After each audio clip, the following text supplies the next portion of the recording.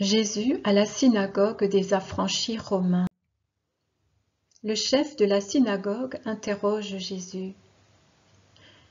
Tu as dit que certains deviendront tout de suite glorieux au ciel.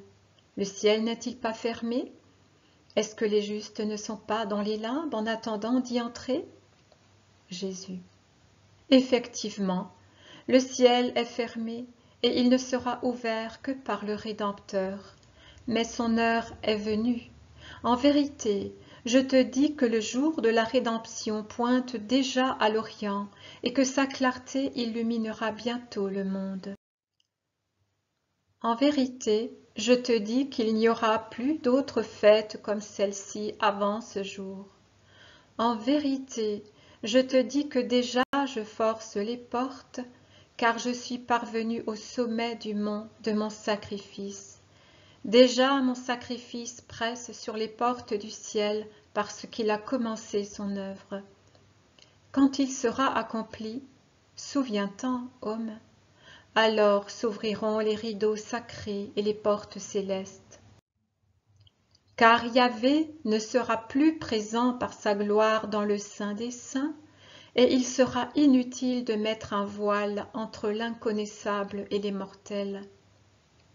L'humanité qui nous a précédés et qui fut juste retournera à l'endroit qui lui était destiné, à la suite du premier-né, déjà complet dans sa chair et dans son esprit, et avec ses frères dans le vêtement de lumière qu'ils porteront jusqu'au moment où leurs chairs seront appelées elles aussi à la jubilation.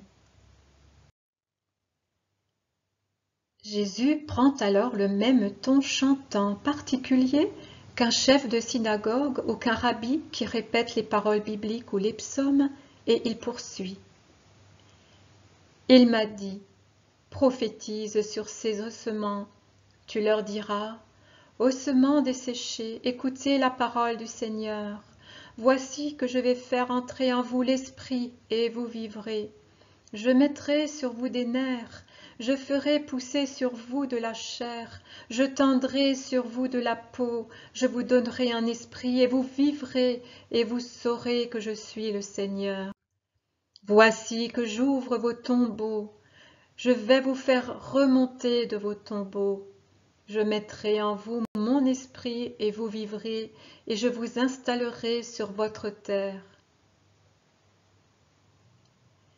Puis il reprend sa manière habituelle de parler, baisse ses bras qu'il avait tendus en avant et dit « Il y a deux résurrections de ce qui est desséché, mort à la vie. Elles se reflètent toutes les deux dans les paroles du prophète. La première, c'est la résurrection à la vie et dans la vie, c'est-à-dire dans la grâce qui est vie, de ceux qui accueillent la parole du Seigneur, l'Esprit engendré par le Père. Cet Esprit est Dieu, comme le Père dont il est le Fils, et il s'appelle Verbe, le Verbe qui est vie et qui donne la vie, cette vie dont tous ont besoin et dont Israël est privé comme les païens. Car si, pour qu'Israël obtienne la vie éternelle, il lui suffisait jusqu'à présent d'espérer et d'attendre la vie qui vient du ciel, dorénavant, il lui faudra accueillir la vie pour avoir la vie. Or, je suis la vie. Et en vérité, je vous dis que les membres de mon peuple qui ne m'accueilleront pas n'obtiendront pas la vie. Ma venue sera pour eux une cause de mort, car ils auront repoussé la vie qui venait à eux pour se donner. L'heure est venue où Israël sera partagé entre les vivants et les morts. C'est le moment de choisir de vivre ou de mourir. La parole a parlé, elle a montré son origine et sa puissance, elle a guéri, enseigné, ressuscité, et bientôt elle aura accompli sa mission. Ceux qui ne viennent pas à la vie n'ont plus d'excuses. Le Seigneur passe. Une fois passé, il ne revient pas. Il n'est pas revenu en Égypte rendre la vie au fils premier-né de ceux qui l'avaient méprisé et opprimé en ses enfants. Il ne reviendra pas non plus cette fois-ci, une fois que l'immolation de l'agneau aura décidé des sorts. Ceux qui ne m'accueillent pas avant mon passage, ceux qui me haïssent et me haïront, n'auront pas mon sang sur leurs esprits pour les sanctifier. Ils ne vivront pas, et ils n'auront pas leur Dieu avec eux pour le reste de leur pèlerinage sur la terre. Sans la divine manne, sans la nuée protectrice et lumineuse, sans l'eau qui vient du ciel, privés de Dieu, ils erreront comme des vagabonds à travers ce vaste désert qu'est la terre, toute la terre. Elle n'est en effet qu'un désert s'il manque à ceux qui la parcourent l'union avec le ciel, la proximité du Père et ami, Dieu.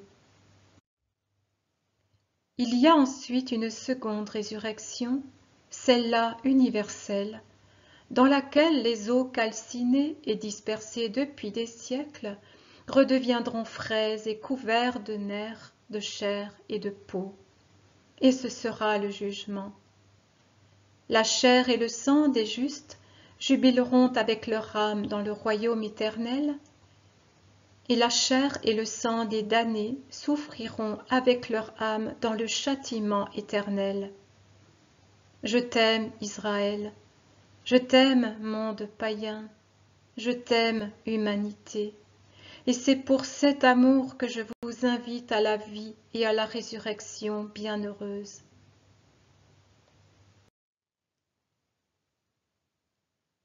Au temple, discours de Jésus sur l'eau vive. Jésus dit: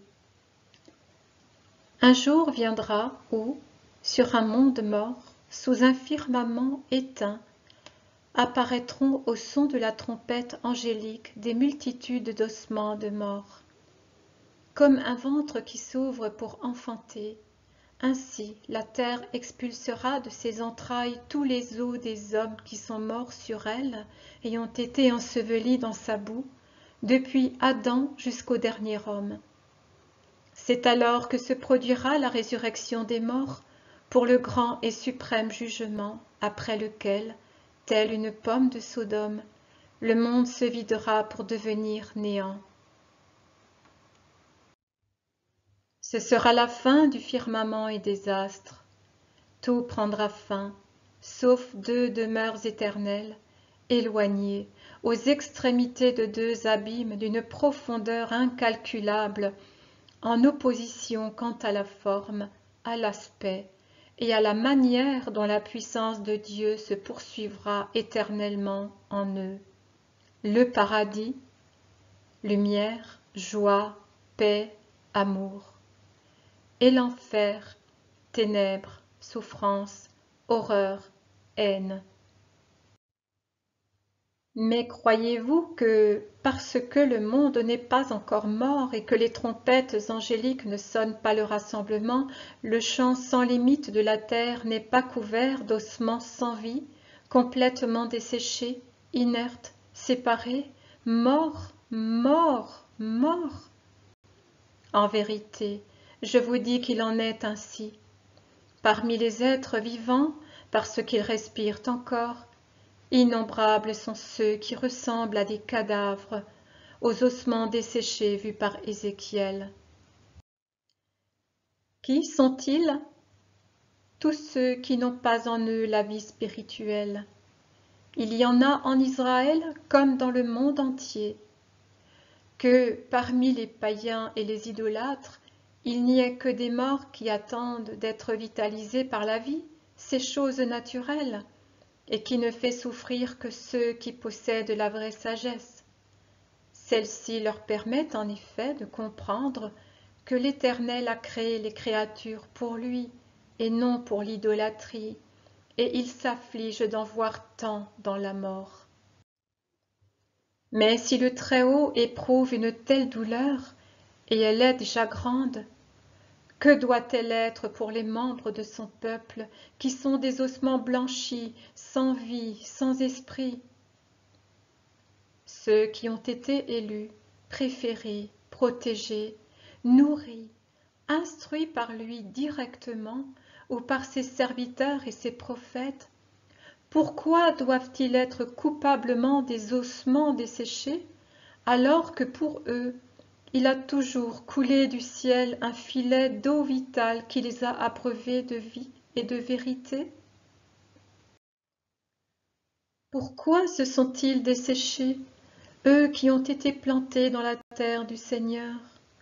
Pourquoi leur âme est-elle morte quand l'Esprit éternel a mis à leur disposition tout un trésor de sagesse pour qu'ils l'atteignent et en vivent? Lequel d'entre eux et par quel prodige pourra revenir à la vie s'ils ont abandonné les sources, les pâturages, les lumières données par Dieu, s'ils avancent à tâtons dans le brouillard, boivent à des sources qui ne sont pas pures et se repaissent d'aliments qui ne sont pas sains? Ils ne reviendront donc jamais à la vie? Si, je le jure au nom du Très-Haut, beaucoup ressusciteront. Dieu a déjà préparé ce miracle, et même il est déjà à l'œuvre. Il a déjà agi en certains, et des ossements desséchés se sont revêtus de vie, parce que le Très-Haut, à qui rien n'est interdit, a tenu sa promesse, y reste fidèle et ne cesse de la parachever. Du haut des cieux, il crie à ces ossements qui attendent la vie. Voici, je vais répandre en vous l'esprit et vous vivrez. Et il a pris son esprit, il s'est pris lui-même, et il a formé une chair pour revêtir sa parole, et l'a envoyée à ses morts pour que, par elle, la vie se répande de nouveau en eux. Que de fois, au cours des siècles, Israël a crié. Nos os sont desséchés, notre espérance est morte, nous sommes séparés. Mais toute promesse est sacrée, toute prophétie est vraie. Voici venu le temps où l'envoyé de Dieu ouvre les tombes pour en faire sortir les morts et les vivifier, pour les conduire avec lui dans le véritable Israël, dans le royaume du Seigneur, dans le royaume de mon Père et du vôtre. Je suis la résurrection et la vie. Je suis la lumière venue pour éclairer ceux qui gisaient dans les ténèbres. Je suis la source d'où jaillit la vie éternelle.